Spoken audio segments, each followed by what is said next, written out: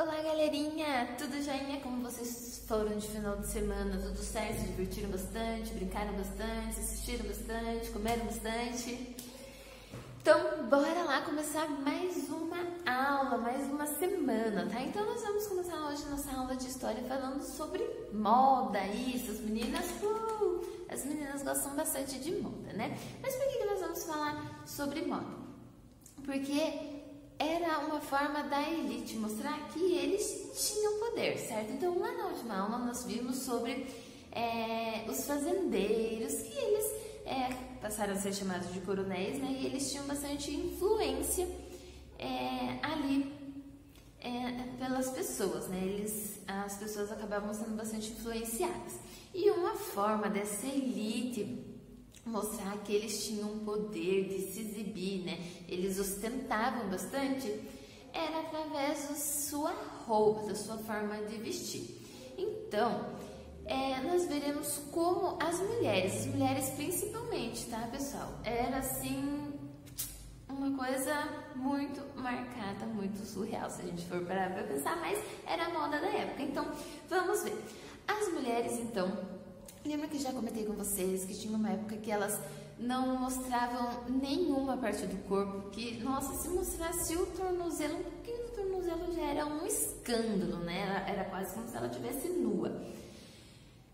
Então vejam lá em 1900, 1910, vejam como elas se vestiam, vestidos longos, olhem a manga até o pulso, o chapéu era um acessório que não podia faltar, tá? Então elas não usavam só de dia, elas usavam de dia e à noite, tá bom? E vejam só a cinturinha das mulheres. Como será que elas tiravam aquela cinturinha fininha daquele jeito, hein, pessoal? Porque elas usavam um acessório ali por baixo do vestido que era indispensável para as mulheres da época, que era o espartilho. Então, o espartilho é aquela ali, como se fosse aquela cinta, não sei se todos vocês conhecem, que ela é cheia de furos ali, que vão entrelaçando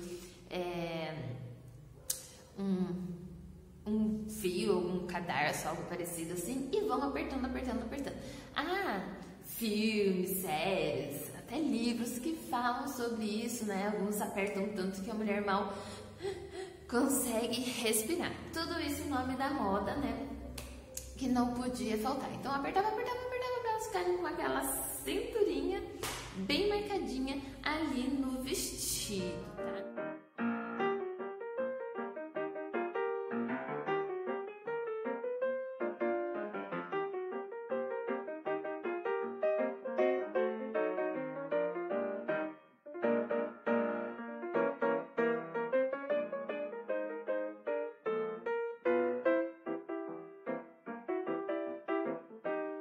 Então, as mulheres brasileiras, mulheres da elite brasileira, se vestiam assim porque elas eram influenciadas, então elas acabavam sendo influenciadas inspiradas na elite europeia, tá? Então, como lá na Europa elas se vestiam, então aqui no Brasil elas se vestiam igual, tá bom? Bem semelhante, bem inspirada. Mas será que todas as mulheres se vestiam desse jeito, com esses vestidos super chiques, super longos, com esses espartilhos, com os chapéus, todas? Será que as cozinheiras se vestiam assim? As faxineiras? O que vocês acham? Acertou quem falou que não.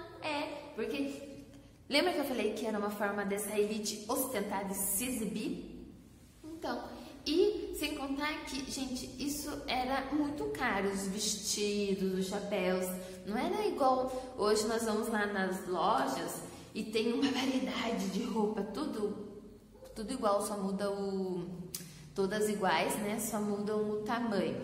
Lá não, né, então elas iam lá no estilista, o estilista ia lá e fazia um próprio para cada um.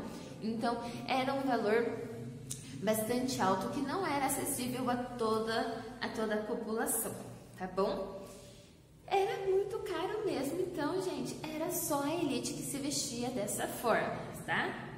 Mas, então, isso era lá por 1900, 1910, porque lá em 1920 as coisas já passaram a mudar. Sabe esse espartilho que apertava as mulheres? Elas tinham que ficar com aquela cinturinha apertadinha ali, mostrando aquela cintura fininha.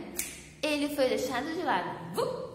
Adios, baby. Nada de espartilho. Então as mulheres passaram a ficar mais, digamos assim, confortáveis, né? Porque vocês acham que era confortável ficar com aquele negócio apertado até a hora de dormir? Sim, porque desde o momento que elas acordavam até a hora de dormir, elas usavam esse espartilho.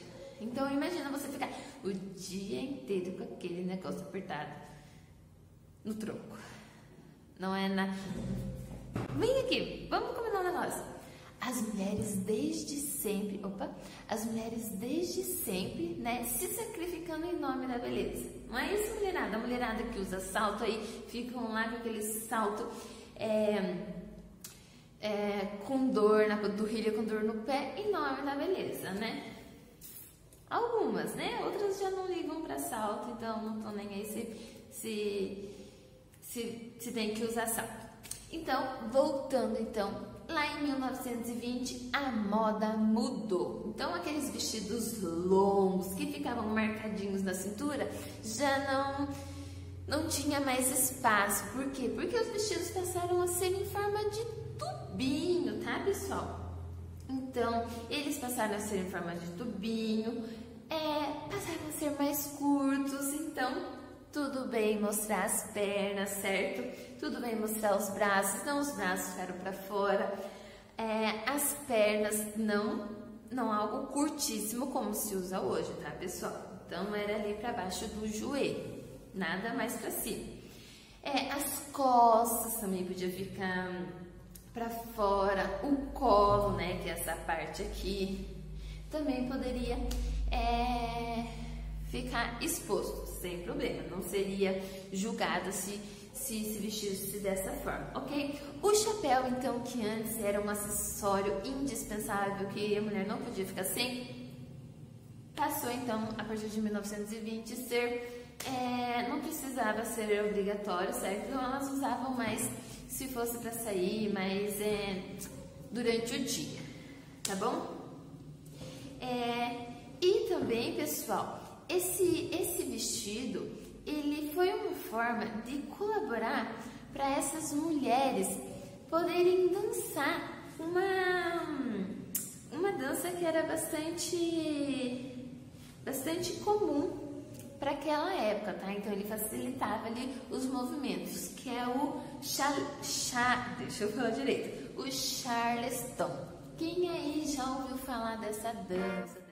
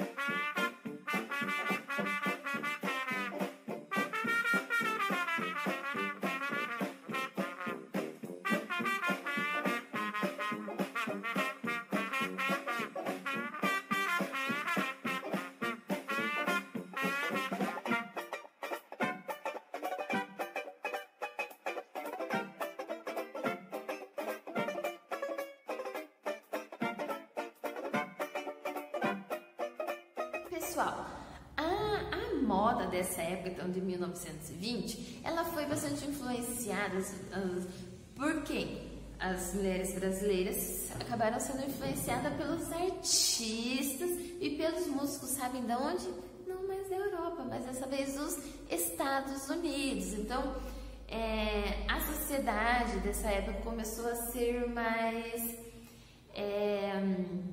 mente aberta, vamos conversar, né? Vamos falar a verdade, mente aberta. Então as mulheres passaram a participar mais de muitas atividades, então elas iam ao cinema e acabaram sendo influenciadas por esses artistas, tá certo?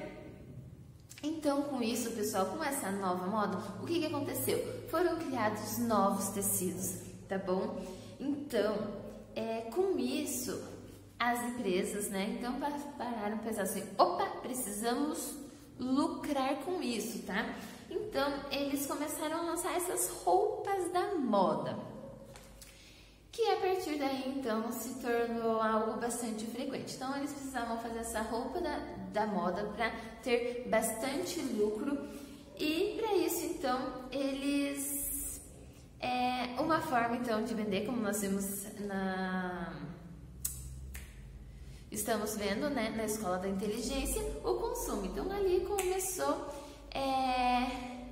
se propagar esse consumo, certo? Por quê? Porque se você tivesse a roupa da moda, você ia se tornar, você é taxado como uma pessoa moderna e elegante, tá certo?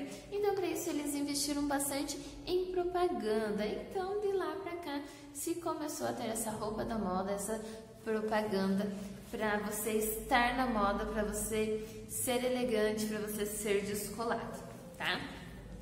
Então, agora que nós já conversamos sobre isso, vocês leiam aí, então, esse texto, para quem não leu, respondam as questões ali da página 161 e agora vamos rever o que nós vimos até agora em história, porque nós vamos acabar esse capítulo. Então, bora lá, pessoal, lá para a página 162, vamos rever o que nós vimos aqui. Então, vamos lembrar do começo de tudo desse capítulo. Então, nós começamos com o fim da monarquia. Então, acabou-se a monarquia e passou a existir um outro tipo de governo, que foi o... Quem aí lembra? A monarquia, lembra? A monarquia é quando quem governa é o imperador. E ele vai passando para os descendentes dele esse cargo, certo? E a nova forma de governo já não é mais assim. Então, quem é que governa o país? O imperador? Como que essa pessoa é eleita?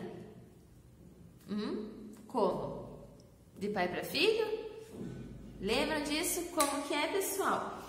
E depois que teve toda essa mudança, que o Brasil deixou de ser uma monarquia, lembram que nós vimos lá também que o Marechal Deodoro, que ele foi o grande responsável, foi um dos grandes responsáveis ali por essa mudança, e ele então, junto com outras pessoas, eles mudaram, lembra o nome daquele livro que tem várias leis? Como que é o nome desse livro, pessoal? Como que é o nome desse conjunto de leis? Então, eles mudaram muitas leis do Brasil. Lembra que nós vimos lá as diversas leis? Lembra que nós vimos os artigos? Então, olha, eu vou aqui pegar para você. Então, que é lá na página 148. Então, ele fala que o Brasil, a nova forma do governo do Brasil a partir de 1889, as províncias, como que elas passaram a se chamar. Os estados, então, quem ficou responsável pelos estados? Lembram disso? Lembram que daí o Brasil deixou de ter 4 poderes para ser 3 poderes? Então, revejam lá, certo? Que ali aquelas leis, né? Esse conjunto de leis traz algumas novas leis ali para nós. E nós finalizamos, então, o nosso capítulo falando sobre algumas mudanças que ocorreram. Então, lembra que o Marechal Deodoro saiu, no lugar ficou o Floriano Peixoto, mas a população não estava contente, daí os fazendeiros se juntaram para poderem participar dessa política também. Lembram? E daí vocês lembram que dessa política café com leite que nós vimos na aula passada? Por que café com leite? Quem aí lembra? Então, lá na página 163, nós temos duas charges, né? Que ela fala bastante sobre aquela aula da aula passada, que é a política café com leite. Por que café com leite? Quem aí lembra, galera? Porque os fazendeiros lá de São Paulo que produziam o quê? Café, se juntaram com os fazendeiros de Minas Gerais que produziam o quê? Leite, né? Então, por isso café com leite. Eles se juntaram para que eles se revezassem, né? Alternassem ali no governo do Brasil. Lembram? Então, e outra coisa, então lembra que eles tinham muita influência, né? E eles acabavam forçando, de certa forma, a população a votar em quem eles queriam em troca de emprego, de comida. Se você não votasse em quem eles queriam, tinha consequências, lembram disso? Então, ali essa charge, o que ela nos traz? As charges, né? Então, a primeira charge, o que nós temos ali? Nós temos aqueles dois animaizinhos e em cima deles nós temos aquelas pessoas. Vejam que os animaizinhos estão com o rabinho, com os rabos juntos em forma de nó, e ali então representa a opinião pública, e cada um está indo em uma direção. Um vai para Minas Gerais e outro vai para São Paulo. Então, será que eles se importam com a opinião pública, pessoal?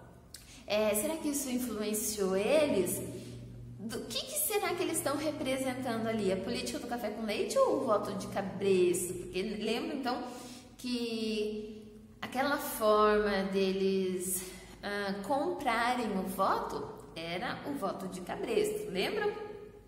Aí então na segunda charge nós temos o quê? Um cartaz da propaganda política lá de São Paulo em 1927. Então olha o que ele diz: para acabar com essa vergonha, votai nos candidatos do Partido Democrático. Votai, viu como era diferente a forma de escrita deles? Então, para acabar com essa vergonha, vote nos candidatos do Partido Democrático, né? Que vergonha será que é? Mas vejam lá, observem a imagem, que ela é muito importante para nos ajudar a interpretar. Estão vendo aquele homem, ele está em cima de um outro, né? E como que o outro, o que o outro está representando? Olha as orelhas dele, olha aquele acessório, estão vendo? E na mão, o que ele tem ali? E ele vai colocar onde? Vai depositar onde? O que aquilo está representando? Aquele papelzinho que ele vai colocar ali. O que vocês acham que está representando? E ao lado, então, tem os nomes dos candidatos. Então, tem ali para senador, e para deputado. Tá? Então, vejam ali, aquelas charges, elas são referentes ao quê? Tá bom? Então, é isso, pessoal. Aí vocês avaliem ali a participação de vocês, né? Não tem como vocês colocarem se vocês participaram da aula, deram uma opinião, ou se vocês deram opinião, né? Porque nós não nos encontramos pessoalmente, mas vocês podem colocar, podem substituir ele. Então, se vocês gostaram da aula, se vocês entenderam da aula, o que vocês acharam, certo? Então é isso, pessoal. Beijinho no coração e vamos para a nossa próxima aula.